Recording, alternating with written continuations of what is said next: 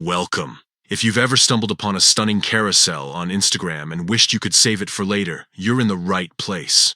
Today we're diving into the updated steps on how to save a carousel on Instagram. Let's get started. First, open the Instagram app on your device. Make sure you're logged into your account so you can access all the features. Once you're in, take a moment to scroll through your feed or explore the Discover page. You'll find an endless stream of beautiful images and videos, but we're specifically looking for that carousel post that caught your eye. Now let's find the carousel you want to save.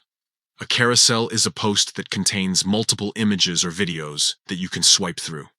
You'll know it's a carousel if you see a series of dots beneath the post, indicating there are more slides to view. Take your time to find the perfect one, whether it's an inspiring travel shot, a delicious recipe, or some creative artwork. Once you've found the carousel you want to save, it's time to click on the save icon. This icon looks like a little bookmark or flag, usually located at the bottom right corner of the post. Simply tap on it, and voila! The post is now saved to your collection. To access your saved posts later, head over to your profile by tapping on your profile picture in the bottom right corner of the screen. From there, tap on the 3 horizontal lines in the top right corner to open the menu.